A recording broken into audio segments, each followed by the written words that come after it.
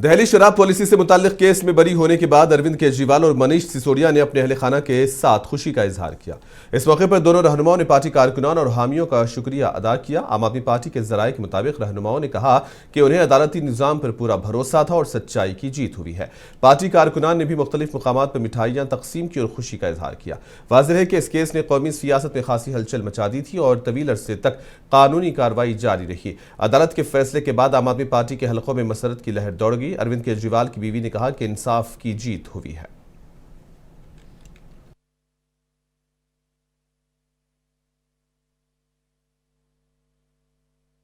इस दुनिया में चाहे कोई कितना भी शक्तिवान हो जाए, लेकिन ईश्वर की शक्ति के ऊपर नहीं हो सकता। मैं जज साहब का भी धन्यवाद देना चाहूंगी जिन्होंने इतनी हिम्मत दिखाई।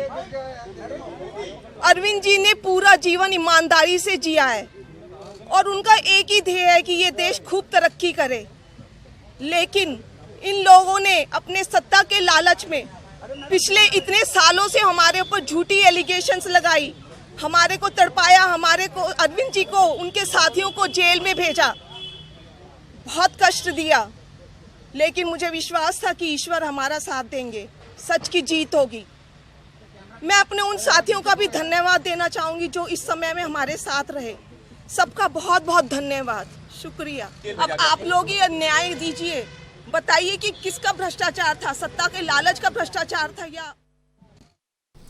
दिल्ली की अदालत ने शराब पॉलिसी केस में अरविंद केजरीवाल और साबिक नायब वजीर आला मनीष सिसोदिया को बरी कर दिया है। फैसले के बाद अरविंद केजरीवाल जज्बाती हो गए और सहाफियों के सामने रो पड़े।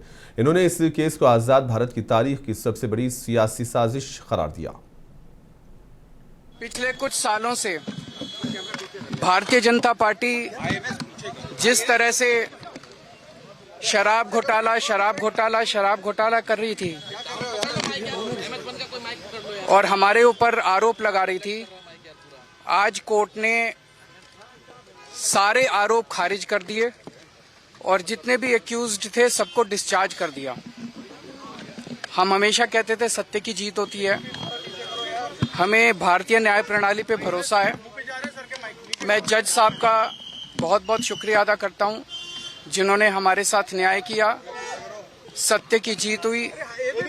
मैं हमेशा कहता था कि भगवान हमारे साथ है। मोदी जी ने और अमित शाह जी ने मिलके आजाद भारत का सबसे बड़ा राजनीतिक षड्यंत्र रचा। आम आदमी पार्टी को खत्म करने के लिए आम आदमी पार्टी के सबसे बड़े 5 नेताओं को जेल में डाल दिया गया। यहां तक कि सिटिंग चीफ मिनिस्टर, जो आज तक भारत के इतिहास में कभी नहीं हुआ, सिटिंग चीफ मिनिस्टर को उसके घर से घसीटकर जेल में डाला गया और 6 महीने तक जेल में रखा गया। हमारे उप मुख्यमंत्री मनीष सिसोदिया जी, उनको लगभग 2 साल तक जेल में रखा गया। पूरा का पूरा फर्जी केस था। हमारे ऊपर कीचड़ फेंका गया। 24 घंटे टीवी चैनलों के ऊपर डिबेट चलते थे, खबरें दिखाई जाती थी केजरीवाल भ्रष्ट है, केजरीवाल भ्रष्ट है।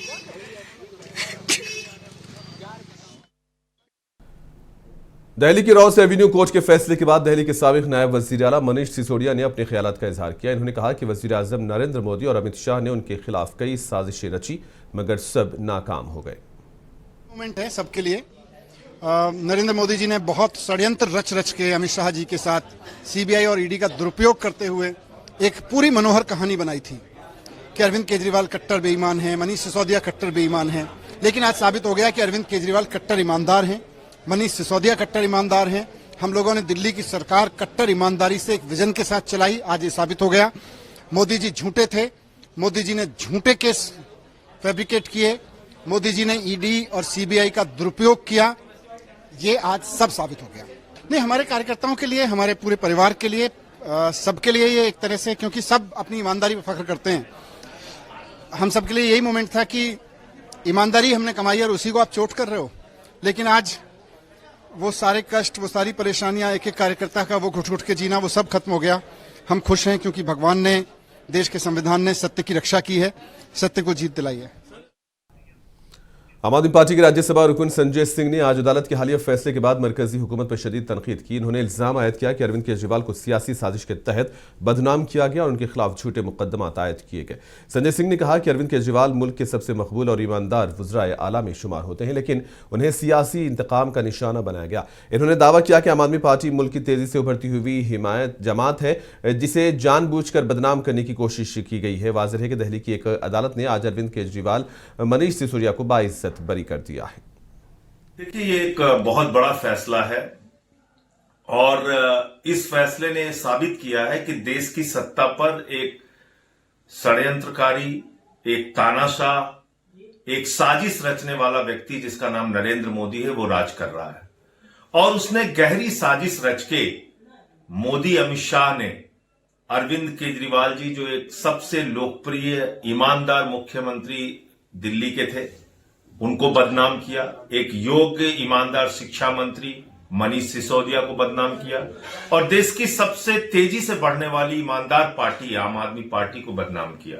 हमारे नेताओं को पकड़ पकड़ के जेल में डाला, उनको जेल में सड़ाया, उनके परिवार को तकलीफ दी, उनके चाहने वालों को तकलीफ दी। और हम सब बार बार एक ही बात कहते थे, चिल्ला चिल्ला के कहते थे, अरे भाई कोई सबूत तो दिखाओ, कोई रुपया मिला हो, कोई प्लॉट मिला हो, कोई गहना मिला हो, कुछ तो दिखाओ। लेकिन कोई सबूत नहीं था सीबीआई के पास, कोई सबूत नहीं था इन जांच एजेंसियों के पास, इसलिए कि ये मामला नरेंद्र मोदी और अमित शाह के कहने पर झूठा, बेबुनियाद मामला बनाया गया था। तो इसलिए प्रधानमंत्री की जो एक नफरत वाली सोच है, कूड़े वाली सोच है, देश की प्रगति को बाधित करने वाली सोच है, उस सोच को आज इस फैसले ने कूड़ेदान में डालने। आम आदमी पार्टी दिल्ली यूनिट के सदस्य सौरभ भारद्वाज ने कहा कि मुल्क के लिए बदउनवानी एक बहुत संगीन मसला और बड़ा चैलेंज है। इन्होंने वजाहत की है कि आजकल मुल्क में सबसे बड़ी परेशानी बदउनवानी है और बहुत कम लोग ईमानदार रहना चाहते हैं, जबकि ज्यादातर अफराद अपने और अपने बच्चों के लिए मौके का फायदा उठाने की सोचते हैं। उन्होंने कहा कि ईमानदार अफराद को बदउनवान करार देकर बदनाम किया जाता है और गिरफ्तार भी किया जा रहा है। हमारा ये मानना है कि देश के लिए बहुत बड़ा मामला है, देश के लिए एक बड़ी नज़ीर है, क्योंकि आज इस देश में सबसे बड़ी समस्या भ्रष्टाचार हो गया है। हर आदमी आईएएस बनते ही सोचता है कि मैं बस किसी तरीके से अरबपति बन जाऊं।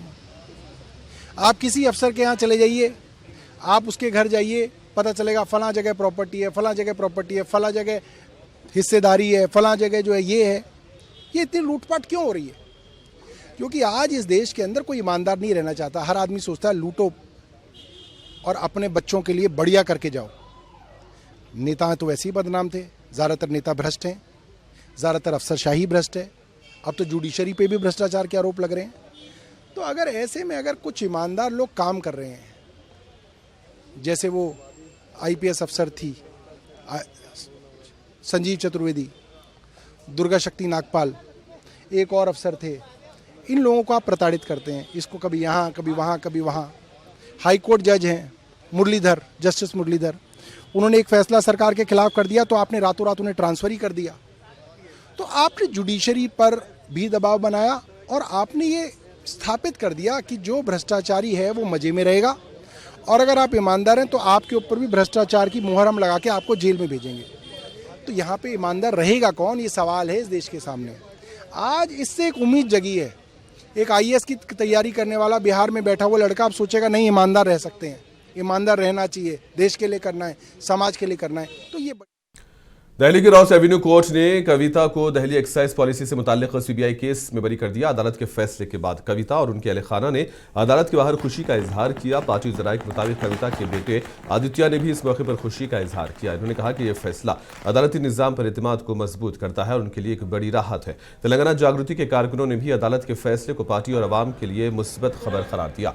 अदालत ने कहा कि सीबीआई के पास काफ़ी सबूत नहीं थे और मुलजिमा को किसी जुर्म में कसूरवार नहीं ठहराया जा सकता।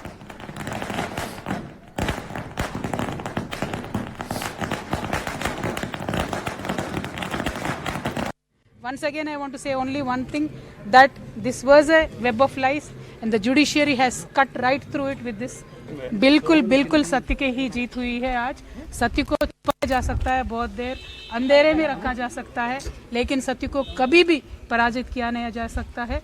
आज जो जुडिशरी से जजमेंट मिला है, जो कोर्ट से जजमेंट मिला है दिल्ली लिकर के पॉलिसी केस के बारे में, उससे दूध का दूध पानी का पानी हो गया है। जिस तरीके से सारे एजेंसीज को यूज़ करके ऑपोजिशन पार्टीज़ को दबाने का काम जो इस देश में चल रहा है, इसको साफ साफ देखने को मिला है। उसका नतीजा हम बहुत शुक्रिया अदा करते हैं जो इस कठिन समय में हमारे साथ हमारे कार्यकर्ता खड़े थे, हमारे फैमिली के सारे मेंबर्स, खास करके हमारे सास ससुर जी, हमारे माता पिता जी जो हमारे साथ जुड़े थे, खड़े थे, उन सबको अभी मैं शुक्रिया अदा। Not only me, KCR garu himself has time and again said that this is a vendetta on BRS party, this is a vendetta on KCR Garu, that has been reflected on Kavita, and I have also time and again said it is a false case, it is a politically motivated case, and as I said, judiciary has seen through the web of lies, cut through them. But here the point is, like the brother has asked, who will account for the time that I lost with my kids? Who will account for the time that I've lost with my family? ఇవన్నీ న్యాయం చివరిలో గెలిచిన 5.5 నెలలు నన్ను జైల్లో పెట్టి నన్ను నా కుటుంబానికి నా పిల్లలకి దూరం చేసినటువంటి సమయాన్ని ఎవరు తిరిగి తీసుకొస్తారు? అదేవిధంగా ఈ 5.5 నెలలు, అంతకుముందు 3 సంవత్సరాలు నన్ను ఎట్టుబడితే అటు మాట్లాడి ఆన్లైన్లో కావచ్చు నా బొమ్మలు మాఫ్ చేసి పెట్టి నన్ను హరాస్ చేసి నన్ను పబ్లిక్ మీటింగ్లలో అనేక రకాలుగా దుర్భాషలాడినటువంటి వారందరికీ మరి ఎవరు జవాబు చెప్తారనేది ప్రజలు ఆలోచించుకోవాలి. ఒక నైతికతను క్రాస్ చేసి ఎట్టుబడితే అటు result.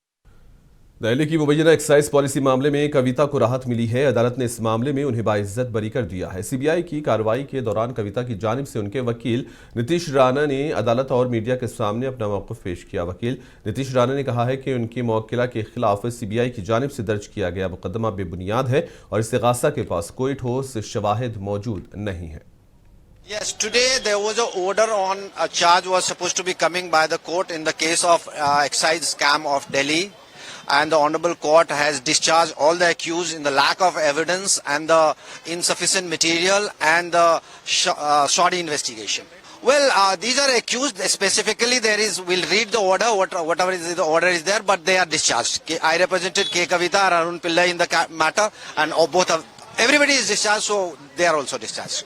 Well, court has specifically given an observation that the investigation was not proper and the material was not placed before the court, proper material, so that the charge can be framed. Well, there is one more very remarkable thing I must mention. The Honourable Court has mentioned that how this word South Group has been coined. What is the purpose of this and how this word has been coined, and for this CBI was speechless on this. And I believe the court has already directed the budget के बाद मुनक्किद होने वाले पहले webinar में वज़ीर-ए-आज़म नरेंद्र मोदी ने हुकूमत, सनत, मालियाती इदारों और तालीमी शोबे के दरमियान मजबूत शराकतदारी पर जोर देते हुए इस्लाहात के लिए एक मुश्तरका चार्टर तैयार करने की तजवीज़ पेश की है। इन्होंने कहा कि मुल्क की तेज़ रफ्तार और पायदार तरक्की के लिए तमाम मुतालिका फ़रीक़ैन की इज्तिमाई वाबस्तगी नागुज़ीर है। वज़ीर-ए-आज़म ने खिताब में कहा कि बजट में ऐलान करदा इस्लाहात को मौसर अंदाज में नाफिज करने के लिए ज़रूरी है कि हुकूमत के साथ साथ निजी शोबा, बैंकिंग और मालियाती इदारे, नीज़ जामियात और तहक़ीक़ी मराकिज़ एक प्लेटफॉर्म पर आए और उनके मुताबिक एक बाकायदा रिफॉर्म्स पार्टनरशिप चार्टर वाज़े अहदाफ, जिम्मेदारियों और टाइमलाइंस के तयन में मददगार साबित होगा। जगत को फ्रेश इन्वेस्टमेंट और इनोवेशन के साथ आगे आना होगा। फाइनेंशियल इंस्टीट्यूशंस और एनालिटिक्स को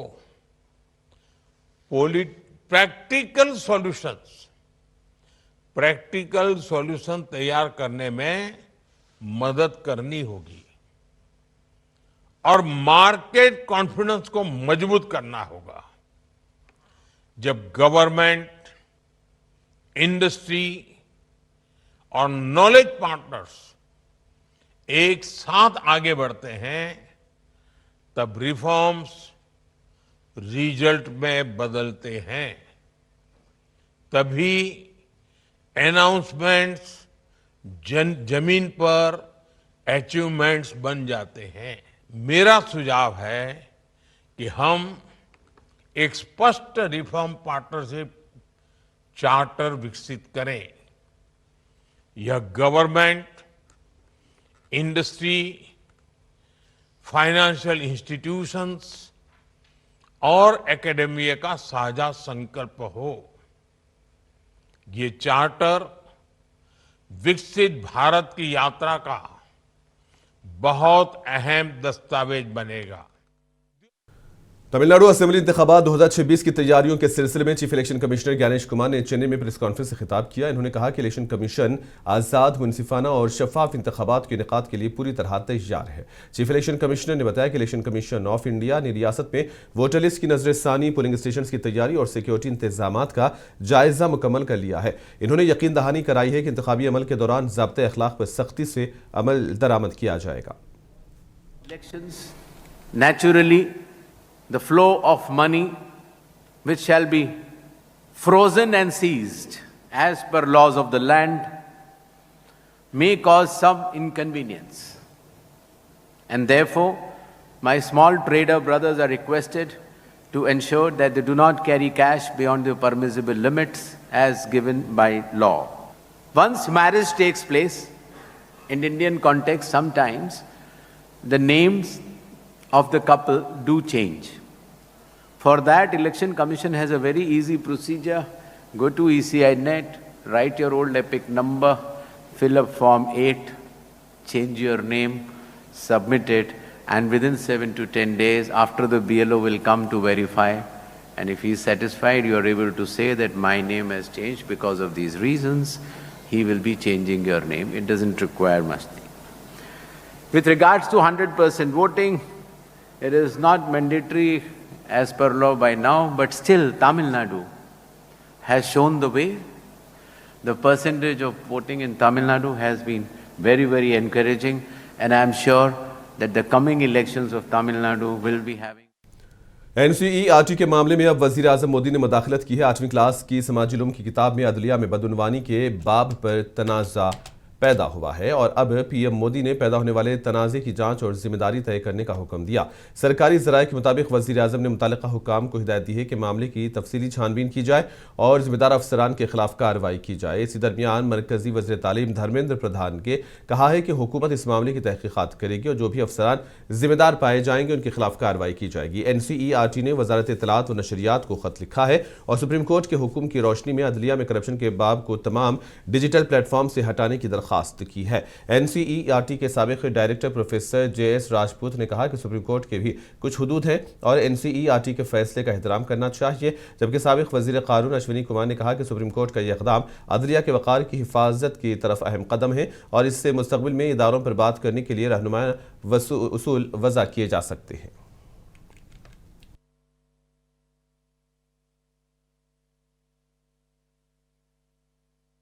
The order of the Supreme Court is a decisive pushback by the judiciary against what it perceives as an attempt to denigrate the institution as a whole. I think that the Chief Justice has taken the right step in the right direction, and I'm sure that this unfortunate happening would lead to certain guidelines being framed as to what can be said and what cannot be said about institutions that constitute a vital pillar of India's democracy. देखिए, ऐसा है, हमें एक दूसरे का सम्मान करना चाहिए। सारा देश सुप्रीम कोर्ट का सम्मान करता है, लेकिन सुप्रीम कोर्ट की भी सीमाएं हैं।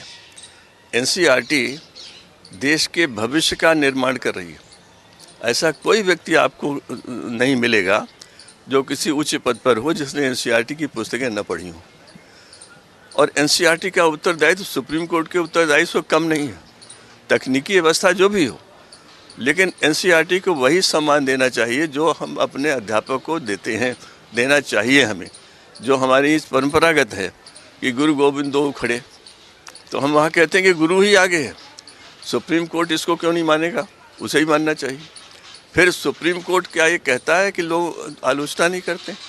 जिस ढंग से सुप्रीम कोर्ट ने 8वीं जमात की समाजी उलूम की किताब में अदलिया में बदउनवानी से मुताल्लिक़ बाब पर सख्त एतराज़ जाहिर किया। चीफ जस्टिस सूर्यकांत ने इस मवाद पर नाराज़गी का इजहार करते हुए कहा कि ऐसे मौज़ूआत को पेश करते वक्त एहतियात बरती जानी चाहिए। अदालत की बरहमी के बाद NCERT ने मुताल्लिक़ा किताब को अपनी वेबसाइट से हटा दिया। अदालत ने इन किताबों पर मुकम्मल पाबंदी आयद करते हुए हुक्म दिया कि तमाम किताबें जब्त की जाएँ और डिजिटल नुस्खे भी फौरी तौर पर हटा दिए जाएँ। अदालत ने मरकज़ और रियासती हुकाम को हिदायत दी है कि वो इस हुक्म पर फौरी अमल करें, बसूरत दीगर सख्त कार्रवाई की जाएगी। न्यायालय ने इस बात को बहुत गंभीरता से लिया है। They have taken it very seriously. और उनका कहना था कि ये किसी छोटे मोटे अनभिज्ञता से, इग्नोरेंस से नहीं हो सकता है। इसके पीछे कुछ गहरी साजिश लग रही है, कोई षड्यंत्र लग रहा है। तो वैसी स्थिति में मामले का जांच होना चाहिए, किसने ऐसा किया। एक अपोलॉजी, सिंपल अपोलॉजी से भी माननीय न्यायालय ने कहा कि उससे काम नहीं चलेगा। लेकिन इसमें बार के सभी लोगों का, जो भी सीनियर लीडर्स हैं बार के, उनका और माननीय सॉलिसिटर जनरल साहब का, उनका भी रोल बहुत ही पॉजिटिव रहा। कर्नाटक के वजीर प्रियांक खरगे ने कहा कि अगरचे एनसीईआरटी के ताज़ा मामले में अदालत ने अपनी कार्रवाई को जायज़ करार दिया है, ताहम अदलिया की जानिब से ज़्यादा फ़आल रवैया निसाबी किताबों में गलत मालूमात के फैलाव को रोकने में मददगार साबित होगा, क्योंकि निसाब में तब्दीलियाँ मुल्क के समाजी ताने बाने को नुकसान पहुँचा रही है। No, while what the court has justified what it has done, a little more proactiveness from the court would also help. A lot of misinformation that is being put up in our textbooks, whether it is altered history, whether it is mythology being passed as history, or Tamil Nadu के थरवारूर में किसानों ने Tamil Nadu farmers welfare rights association के banner तले सड़क बंद करके एहतजाज किया है और मुजाहिरीन ने मुतालबा किया है कि हुकूमत किसानों के हुकूक और फलाही इक़दामात को तरजीह दे और उनके मसाइल को फौरी तौर पर हल करे। मुजाहिरीन ने सड़क पर बैठ कर ट्रैफिक को मुतासर किया और मुख्तलिफ बैनर्स और प्लेकार्ड्स के जरिए अपने मुतालबात की आवाज़ बुलंद की। किसानों की बड़ी तादाद पुरअमन अंदाज में अपने हुकूक के लिए आवाज़ बुलंद करते रहे। इलाकाई ज़राए के मुताबिक एहतजाज के पेश नज़र इलाके में सिक्योरिटी बढ़ा दी गई है।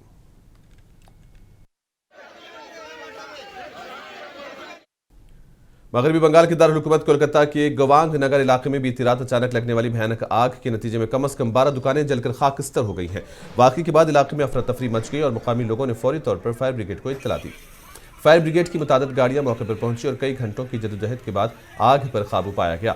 इब्तदाई इत्तलात के मुताबिक आग लगने की वजह शॉर्ट सर्किट बताई जा रही है, ताहम हुकाम ने वाक़े की मुकम्मल जांच शुरू कर दी है। ऐनी शाहिदीन के मुताबिक आग तेजी से फैली, जिसके बायस दुकानों में रखा सामान मुकम्मल तौर पर तबाह हो गया। खुशकिस्मती से इस वाक़े में किसी जानी नुकसान की इत्तला नहीं मिली है, ताहम ताजिरों को भारी माली नुकसान उठाना पड़ा। मुतासरा ताजिरों ने हुकूमत से इमदाद की मांग की है।